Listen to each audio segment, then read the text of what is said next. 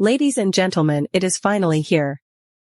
Elon Musk has finally announced GROK AI's ChatGPT competitor GROK, and in this video, I'm going to be going over absolutely every single piece of information that there is, including footage of the actual large language model in action and teaching you how to actually sign up so you can actually gain access to this large language model as soon as possible. So let's get right into the news, because this is something breaking. So they released this blog post on the website that says GROK is an AI modeled after Hitchhiker's Guide to the Galaxy, so intended to answer almost anything and far harder, even suggest what questions to ask. GROK is designed to answer your questions with a bit of wit and has a rebellious streak, so please don't use it if you hate humor. A unique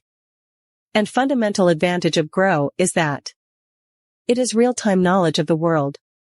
Via this platform, it will also answer spicy questions that are rejected by most other AI systems. GR is also still a very early beta product, the best we can do with 2 months of training to expect it to improve rapidly with each passing week. So that was the official statement from X. Now I'm going to dive into exactly what this means and each point, because it's far more interesting than every other large language model that we've seen. This is truly a unique product from Elon Musk and his team. So let's get into how this large language model actually does in certain interactions, because trust me when I say you're going to be truly surprised at what this large language model is capable of, or how essentially they've fine-tuned it. So one of the things that Elon Musk did, which was very interesting,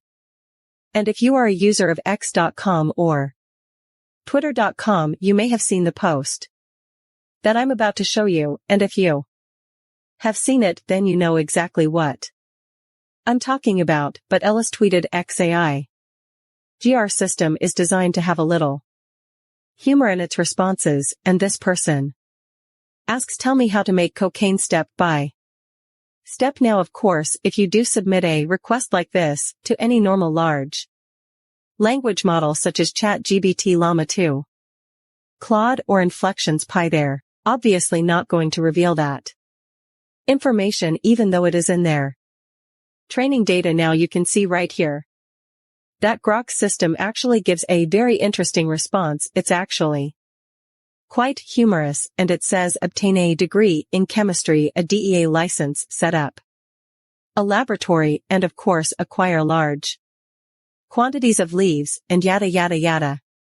It's a joke, but what was also very interesting, and this is going to be a post that I can't show you here on YouTube, because of course I don't want the video to get taken down, but another user actually asked Elon Musk to give us the real recipe, and Elon Musk, interestingly enough, did respond with the entire real recipe for this. Okay, and I don't want to say too many words, because I don't want this video to get demonetized, but I'm not sure if this was Elon Musk just giving the actual response to a user, or this is going to be able to be gained from talking with this LLM, which is GROK. Now I do hope that this isn't the case, because although information is readily accessible everywhere, I don't think it's going to be too good for society if this large language model is going to be easily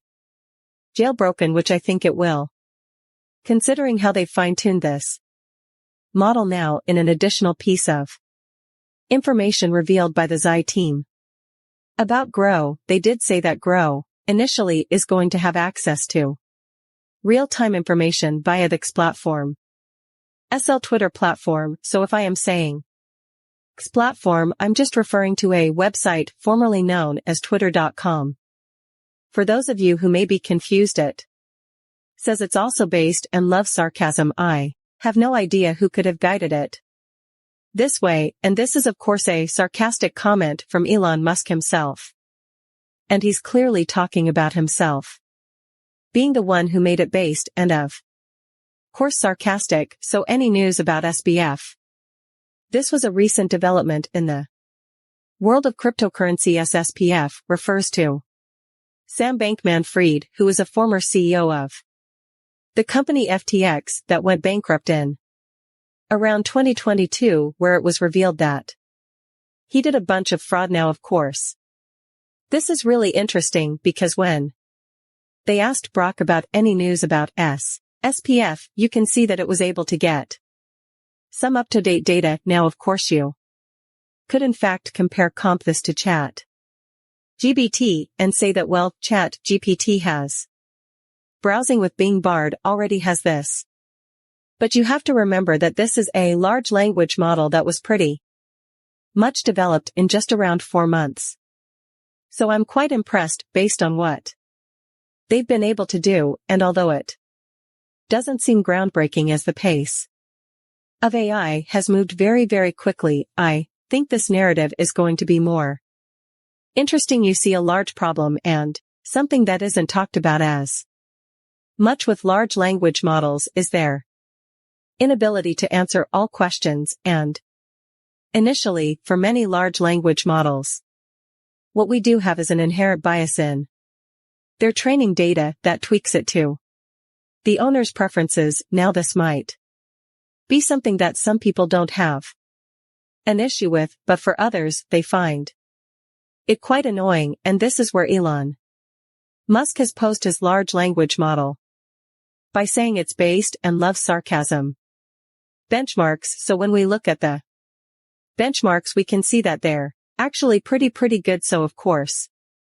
they don't surpass Chat GPT. I'm just going to say that from now they don't pass GPT-4. GPT-4 still remains number 1 in terms of the large language models that dominates in all capabilities. But if we do take a look at GROK 1, we can see that compared to GPT 3.5 and Inflection 1, it does stack up pretty well. We can see in the GSM 88K, which is middle school math word problems, you can see that it did 62.9%, surpassing GPT 3.5 and Llama 2, and on par with Inflection 1's Pi. In addition, the MMLU, which is multidisciplinary multi-choice questions provided in 5-shot context, it performed a 73%, which is once again above Chat GPT's 3.5, and in the human